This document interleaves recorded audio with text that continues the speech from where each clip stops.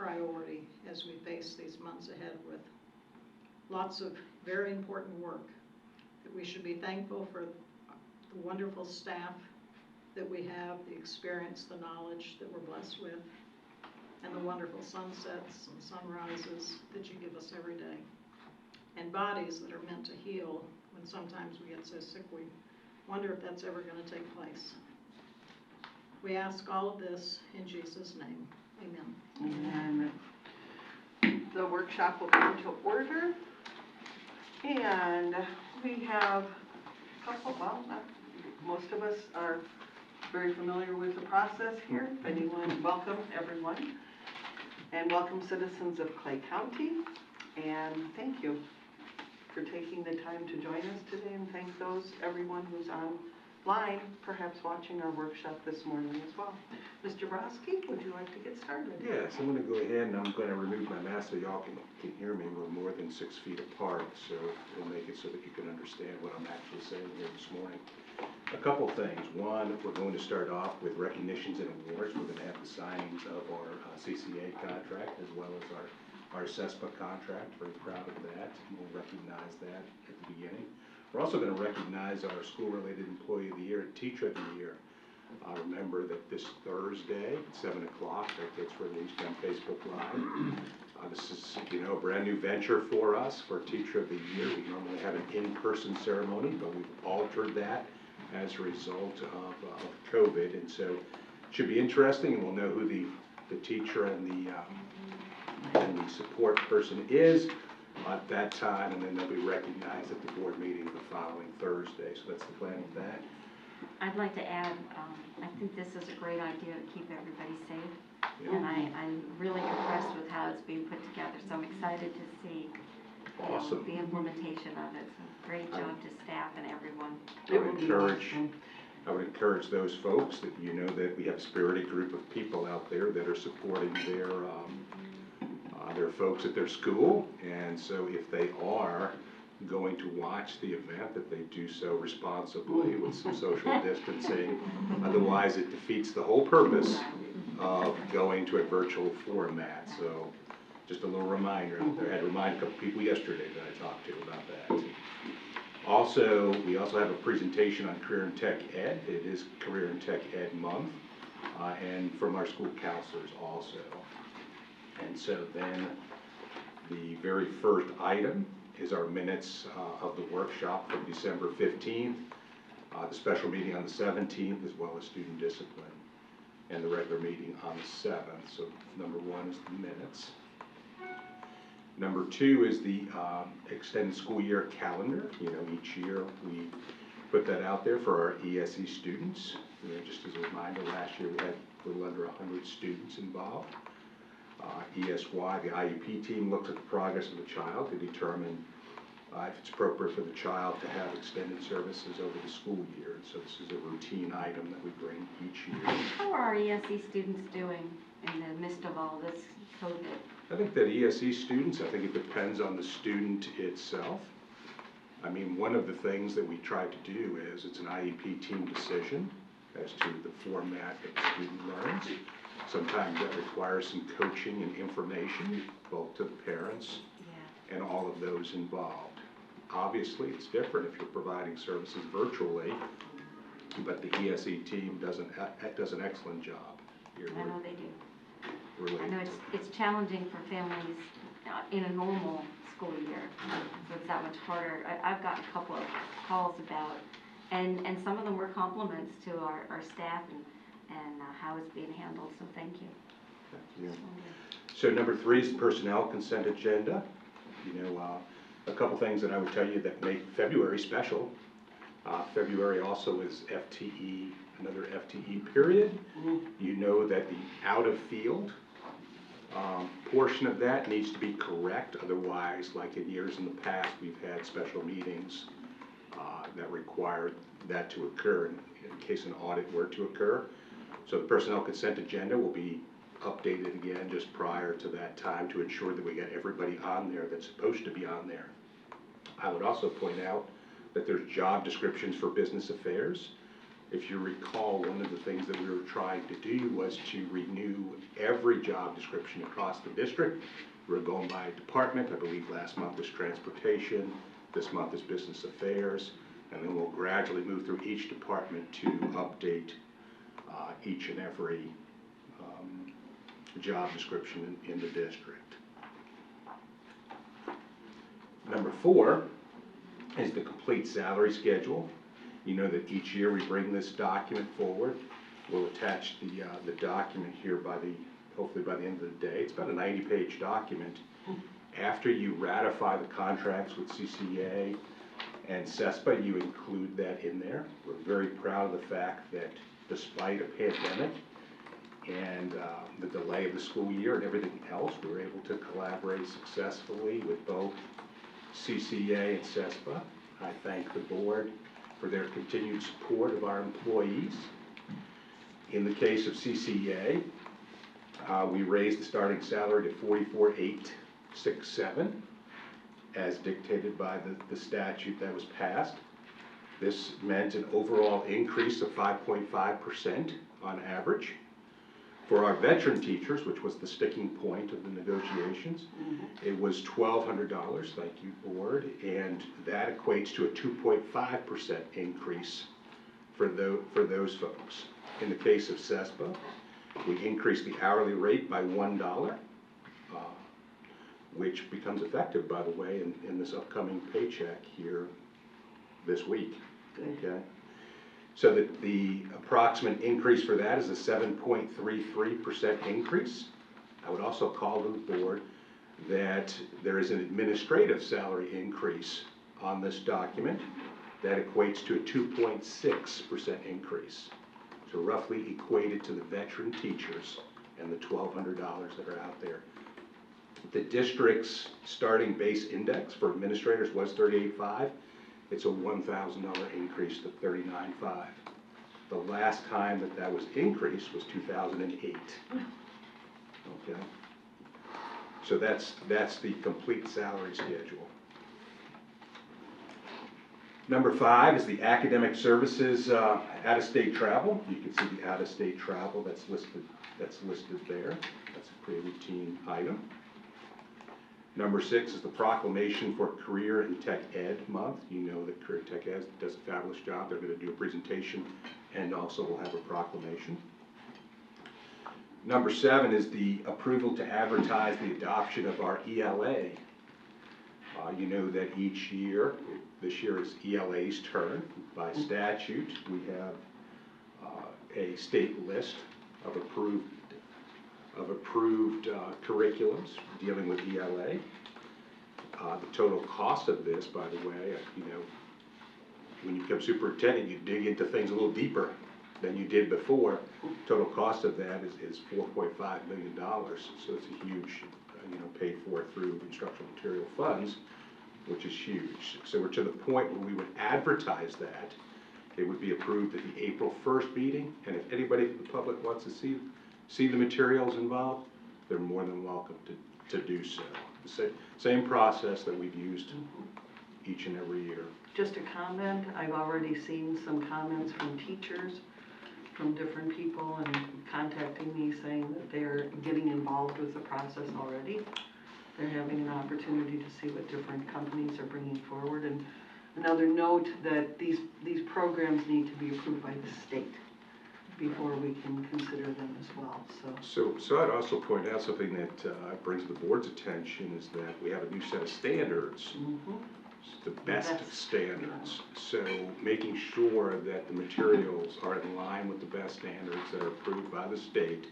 And also, I would also argue that there should be a little continuity between grade levels. In other words, K through 12, it's a building process of learning, and so ensuring that the materials align in such a way where we're building onto the next grade level in accordance to maximize achievement for students is really the goal of adopting that. Over 100 teachers have been involved in the process to get it to this point, and April will be the day that it's actually voted on. Number 8 is an affiliation agreement between Clay County and Grand Canyon University. This is for the placement of interns. a pretty standard contract. Number 9 is a proclamation for National School Counseling Week, which is February 1st through 5th. You know, we thank our counselors for all the work they do, especially this year. You know, a lot of additional challenges have occurred throughout the district. Number 10 is the allocation change document. You can see those changes on the document itself. I would expect changes to occur every month from here on out, just because of the nature of the situation that we're in. How's the transition been with the second semester starting and You know, all the new? Really good. I will tell you that I was amazed. I had some pictures. I didn't drive out to Oak Cliff. I had some pictures of Oak Cliff High School's cafeteria. They had by far the most students that came back, roughly 325, I believe, you know, physically. So you got to remember, that's the first day of school for those kids. So they had them in the cafeteria. They were giving them an orientation, giving them their name badge. All of the, you know, ceremonial first day stuff has to be covered with all those students. So it's a pretty big, it was a pretty big event for almost 4,000 students to come back. And, you know, I've said it once, I'll say it 1,000 times. Clay County is a great place for families to live and for them to go to school, because we've got great people that care about students. And so, very, very proud. You know, of course, there's a couple bumps along the way, and I encourage you to send those to me, because customer service is important to me, and we'll take care of whatever their issue is. And We had 4,000 students. How many teachers came back? the teachers from CVA were how many, Trish? I think about 20, about 20 at the secondary level. We had 10 in elementary. Very good. Nice. So, you know, I just hand it to everybody, including the board, because I think everybody realizes this is challenging. You know, there's not easy decisions, and you know, so far just the way everybody's responded to it is indicative of what I experienced for over 30 years in this district. And Well, I can tell you I've gotten only one phone call and one email. The email I forwarded to you, the phone call went to you guys. So I think it was very smooth for 4,000 students to come back. Thank And you. I was in Wilkinson Junior High on Friday in a classroom. And the teacher told me basically that, you know, we've got a lot of students. This is one class that literally came back. And there are a lot of people within each of these classes that came back. I couldn't tell the difference. Right. And it was a seamless, everybody was talking to everyone else. It wasn't, you know, you didn't see cliques or anything. It was pretty cool. It was like, I didn't know who was new and who knew for that semester and who wasn't, so. Can I ask Ms. Kidwell, what are you hearing? Everything smooth on your end as far as coming back? I have a lot of concerns about class size in secondary, but we're hopefully gonna deal with that this week. Good. Well, and that's not to be, you know, we kind of Oh, yeah. expected tweaks. There's gonna take a little tweaks, but I'm sure staff will work with you on it. So, thank you. Okay, number 11 is the monthly financial reports.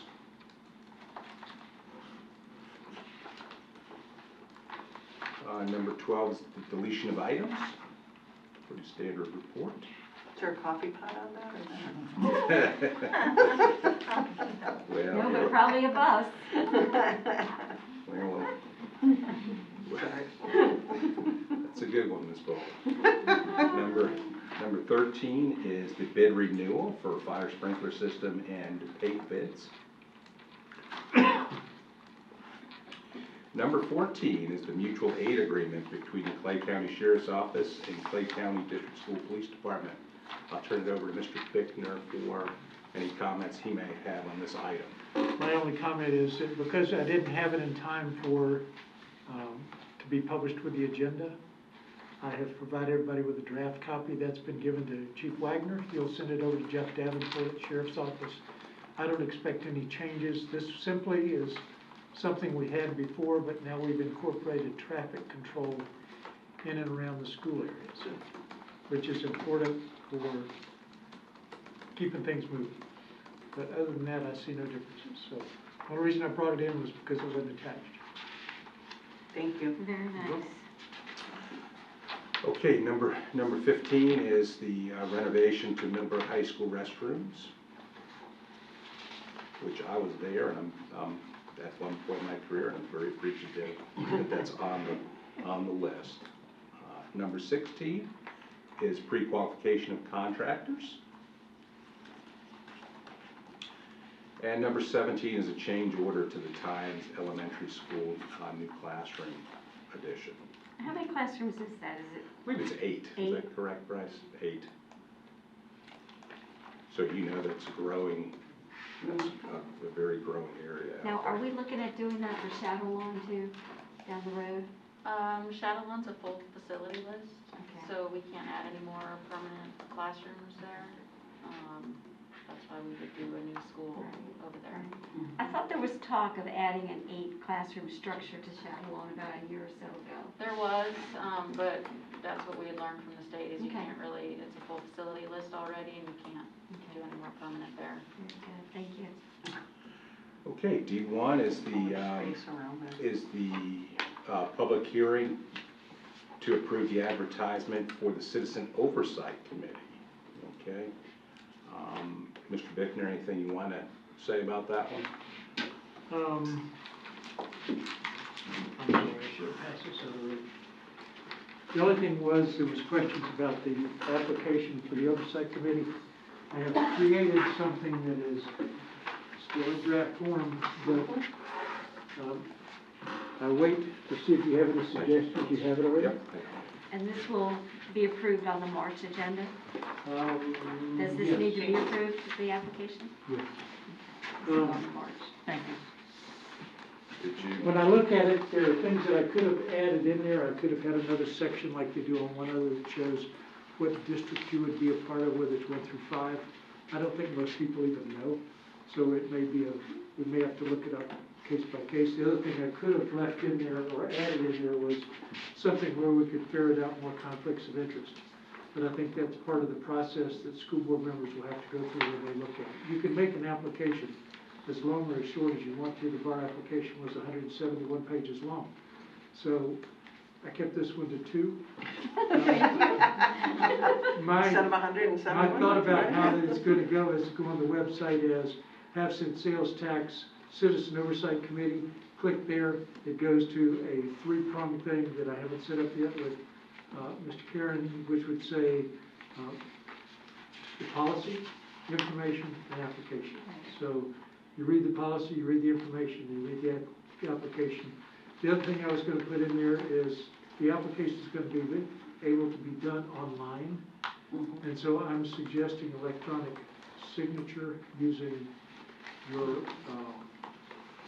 either a website or your email address or your website. So when we did the Citizens Advisory Committee, all applications were sent to Chief of Staff Terry Dennis, who then divided them by districts and sent them out to districts. Will we handle it that same way? Will they go directly to Terry and then she'll send them out to us? Well, I had put a website in there that we could, an email address in there, but you could always change the email address to something else. And I say, you know, it would have gone to Terry Dennis, yes. Okay, but- because there needs to be one person who is Oh, yes. handles it and then distributes it out. Okay. So Mr. Bickner, the application itself, does it have to be board approved, or are you asking for input now from board members relative to this? I think probably both. I think because the application was important to the board members, I think they need to put input and I think they need to approve it. The rest of the process of the administrative flow, I Okay. look at it like HR. When you pass HR policy says you're going to hire this many and do this and do that, and these are the qualifications. And then the administration creates the paper flow. And then after it goes through all of that, then it comes back to the school board for approval. So the way I would envision this is they can approve, I'd like input on the application itself. They can approve the application at the next board meeting, but as to the process and paper flow and how it's set up on the website, I think it's going to be an administrative tool. So then so the direction is for board members to look at, provide input and direction. Are they going to have further discussion next board agenda workshop then prior to the March meeting? And then the March meeting is when it would be approved? Is That's that at the the pleasure of the timeline? board. I do what I'm directed to do, Okay. largely. I'm just trying to get a timeline together to get it If done. we had any, heartburn over it where we couldn't come to a very, because it's simple, Right. we could just make the changes and approve it in April. It's not like we are collecting millions right now, and we've Okay. gotta have this process done right this minute. Right. We Right. can, Right. we So need to get it right and then move forward from there. So if there's a lot of things that board members wanna change that, we need to talk about, then we can always So we're postpone the approval to another month. we're If everyone shooting. will come forward and give me input, then that makes it simple. 'Cause Yeah. the next time it comes out, I'll send it out next week with the changes. And then if there are more input, Can I ask one, we put primary phone, secondary phone, and something that I'm seeing a lot of recently in doing business online. Companies are asking, will you accept texts on this phone? And so there might be an option for something in that and not knowing which of those is the cell phone. right, That would be helpful, okay. because that way we can, so many people get in touch with each other that way now, so. And the other change under that personal information I would like to see is just that the residency address, just put, and/or mailing address if different. Like in, in the rural areas, like in my case, we have a PO box. Because this is public record, some people may be registered to put stuff on there. Yeah, Um, I don't know that we'd ever be mailing them anything, but. Well, there are just a lot of that people out there. Well, You never know what's gonna happen when you put yourself on the web. That's kind of I don't put anything out there that I don't want the whole world to know. So, I agree, I'll put an alternative address, mailing address. But in the meantime, if you see something the next day or two or three, send me an email or call me and I'll make sure that I look at it and try and get it. And do you think we should actually write out Citizens Oversight Committee on the application instead of COC, not to confuse people? I'm just looking at COC interest and I had to think a second myself. Of course, I can. Just right, yeah. Thanks. It looks good. Thank you, Mr. Baker. Good job.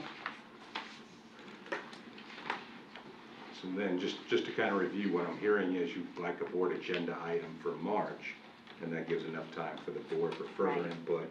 To respond, And if we have yeah. to discuss it at the next board agenda workshop, we can do that too. Right. Was everyone in agreement with that? Gosh, That's fine, 2051, I'm looking at that, I'm going, oh my God, how old would I be? What do you think of it? This is for the, this agenda item is just for the policy though, so we can go ahead and take care of that portion of it, right? Right. Right. Yeah. This on the agenda is the public hearing, so we've already Right. voted to advertise in the form that it was last month. And that's why we had the special meeting and everything, so that we could do that, yes. Okay, then D2 is special actions, in which there's none.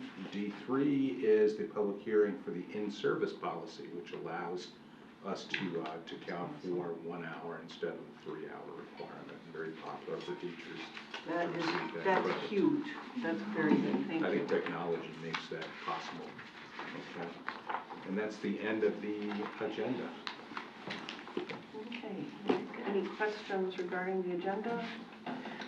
Mr. Broski, it is 9:24. You had talked about possibly some additional Yes, meetings coming. I'd like to bring this to the board's attention and just kind of talk about the overall plan as we move forward. As you know, the next meeting deals with the boundary attendance issue and the meeting that's upcoming. Well, there's a whole slew of things that are tied to that go on in order to prepare for next school year. One is the allocation process, one is the reappointment process. And the timing of all of that is what I'd like to discuss now. So, you can't reappoint somebody into a job until you know if you have a job or not. So allocations come first and then reappointment. We typically would reappoint all employees, instructional and support, other than probationary annual teachers at the April meeting. So that's April 1st, right? As luck would have it, the first day of the month is the board meeting, April 1st, right? So now when you backtrack, beginning with the end of mine, the reason why that is in April is because we would typically post jobs April 15th. There's contractual language related to that issue. So then the question is, how do we get to April 1st with reappointment? Well, in order to reappoint, a couple other process needs to occur. One is you need to know allocations, and two, you have to have evaluations done in order to get to that point. So all evaluations are due by the end of the month of February, so we're good there. But then allocations are dependent upon, a small portion of them are dependent upon what we do relative to the vote in March relative to rezoning. Right, so now there's a little time issue that goes on between when we vote at the March meeting and April 1st. So you may ask, well, that seems like a long time, like that's almost a month. Well, there's 5,000 employees that you review their credentials for all kinds of things. In the teacher world, we would send a hold letter and wouldn't reappoint a person that hasn't done their recertification. If their certificate ends and they haven't done that, they receive a letter that says, hey, you didn't do your certification, therefore we can't reappoint you. So by the time you go through each one of those, just having done this work before, it's a good couple weeks, to kind of get through all of that. So here's what I'm asking for. You probably said, well, what are you asking me? You're reading our minds. Well, I just wanted to get to the point where, What does he want? I just wanted to kind of get to the point to kind of explain why, because now you're going to see, a big ask of the board. What I'm asking the board is that we can produce the allocation package immediately after the board meeting on Thursday, March, whatever day that is. 4th, okay?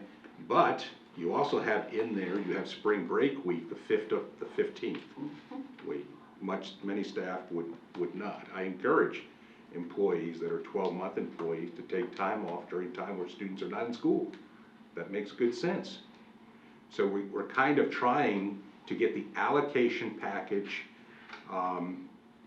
approved during the week of March, is that 8th? Mm-hmm. Of March 8th, okay? So let's talk about allocations, okay? I don't know about you, but I've experienced enough change this year to last me for a few years, okay? So the anticipation of the allocation package is not to have any change when it comes, major change related to programming, because this is a year to provide stability to people. So I know that when the allocation model was first adopted under previous administration, I know that there was lots of, but now we've had 3 years of this. So I'm not anticipating any big change relative to allocation other than some tweaks due to student numbers at a school. That, of course, is going to occur. So let's pretend, just so you kind of understand why the time frame is so important. One of the things that we pride ourselves on is our individual attention to people. We take good care of people in this district, and I'm proud of that. So let's pretend that at one school there's a reduction of one teacher, right? One less allocation at one school, whatever school it is, okay? So then there's contractual language as to who you determine would be the teacher relative to that, if in fact there's not a resignation or there's an opening. We hire about 300 teachers a year, so hopefully it works out that way, but if it doesn't, the notification of that employee, all of those things take time to get to that point. So that's why I'm trying to emphasize why I'm trying to get this done during the week of the 8th so that we can move forward. So you heard me say this, not anticipating any big changes. We've all had enough changes. Remember, allocations, in addition, there's an allocation change document that comes before you every month. Let's pretend that we approve the bulk of the allocations at the March date, whatever date we settle on. And let's pretend that something needs to be changed. Well, you got 4 months before the school year starts to make the change. So I just wanted to put it in perspective that this is not like if it doesn't happen on that day, then it's going to be adverse in August. we have time. In fact, we do change it every month up until August as student needs arise. So here's what I'm looking at. I'm looking at, I know the board likes to have a workshop on this. They like to have the last couple of years, Dr. Levetko's given you a PowerPoint presentation. So the board approves, the board votes on redistricting. And then I'm looking to potentially have a board workshop on the Monday and a special meeting for approval either on Thursday or Friday before the spring break holiday. If that occurs, we believe in consulting with HR that we can have reappointments done by April 1st, which would then keep us in alignment with what we've done in the past. So that's what I'm looking for, and I appreciate your consideration. So you want a Is everyone workshop under- on the 8th and a special meeting on the 11th or 12th? Correct. Does everyone understand the need for this? Any questions? So if you could look at your calendars for March 8th. And you don't want to do a workshop just followed by the special meeting and have it all done at the same time?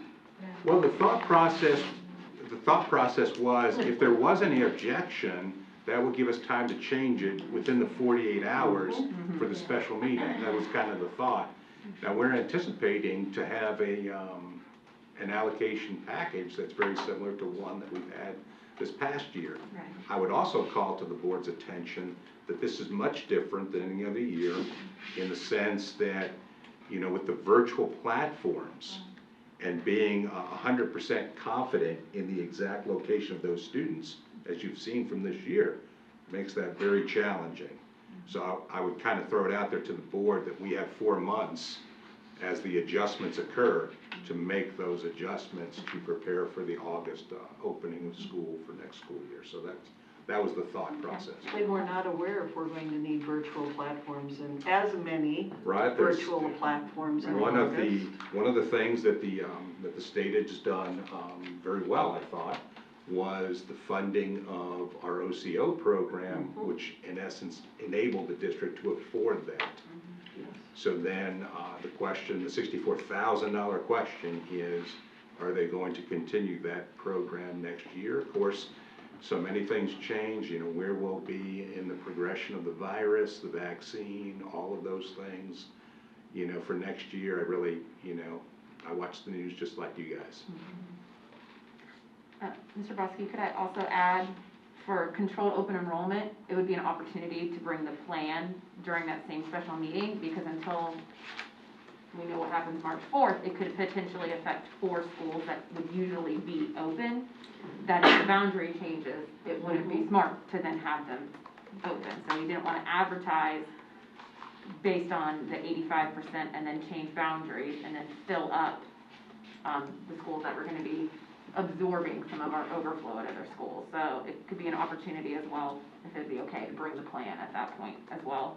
And then I could redline whatever changes from last year to this year would be happening for the schools and the plan. I'm available. I have something on the 8th that morning, but. So do I. So if we could, I have something at 9. Is everybody else pretty much open the rest of the day? What if we made it at, what time are you available that day then? 1 o'clock or? No, it won't be that early. I have the Do doctor's it appointment. after lunch, Okay. 1 o'clock too? Huh? After lunch, 1 or 2? Probably after lunch would be better for me. Oh, I said 1. Oh, okay, I'm sorry. I That's thought you okay. said- That's I thought you said 10. I thought I heard 10 no, also. I said 1 o'clock. Okay, yeah, That's what I was like, yeah, that'll what I work. just That's, said. You said 10. that should work. So 1 o'clock would be good? Is 1 o'clock good with you, Mr. Brodsky? Ma'am, You're the one who's asking, so it better be. We'll make it good. So 1 o'clock on March 8th, we will plan for a workshop. And And we're taking up allocations as well as controlled open enrollment. allocations, open enrollment. March 8th, 1 o'clock, okay. Mhm. And I'm certain, I'm gonna ask Ms. Honora now to make certain that an email goes out to all of us reminding us of this Yes, ma'am. at some point. hopefully a couple of times, so. Are we planning to meet here? I would assume here, yes. Yeah. Okay, and then to vote on the allocation, we had talked about Thursday the 11th or Friday the 12th. Those are wide open for me. Friday's not good for me, but the Okay, 11th would be good. so the 11th would be good for Anytime on everyone? The 11th is good. So if there's a way that I could request on the 11th that it be in the afternoon, only because if there's a change that needs to be made, we want to make sure that we have 48 hours in between the Well, time and frame. Ms. Kidwell, do you perceive or foresee any people who would want to talk to us, speak to us during this process about the allocations? Well, I mean, the first question that comes to mind is reading endorsement. Yeah. That's the first thing that comes to mind, so, I mean, if they're all gonna, if everybody who didn't get the reading endorsement certification gets a letter, yeah.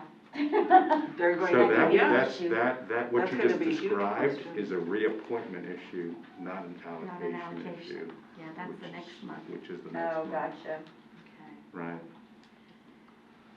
And our day in the legislature, just an FYI, Ms. Kidwell, is the 5th, that Friday beforehand. Okay. And I'm working on a letter right now to our local delegation, just talking about a couple of different things in that respect, but also the reading allocation, because that was part of the FSBA as well as the, our local. Okay. So, Mr. Broski, are you looking at 1 o'clock? Is that what you would like on the 11th? And that's why I was asking Ms. Yeah. Kidwell, because I didn't know if we should do it in the evening or in the afternoon, but if that's, with just the allocations, the afternoon should be okay. Yeah. Is 1 o'clock available, is 1 o'clock or later? Yes, ma'am. 1 o'clock is good on Thursday, the 11th, That's okay? good for me. Same location? Same location, And that's gonna be that would be the allocation vote. no, but where we're gonna host that at? Here. Okay. All right, I so that appreciate was 2 families. I appreciate that, board. Good, okay. And then, reminder, does everyone go on spring break from the county office as well?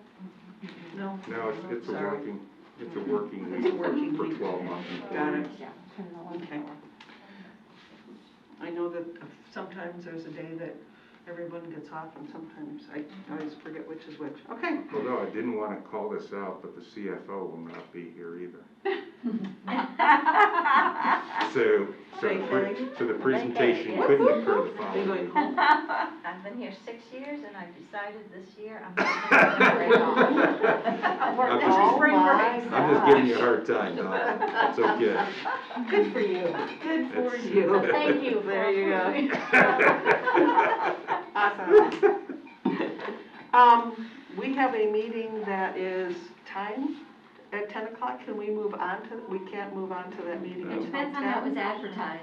You cannot, It's time It's certain. 9:38 it's right time now, certain, you can do it later, but you cannot start it earlier. so we can't start All right. earlier. You So can do your board member let's talk. take a break right now and we will reconvene at 10 o'clock.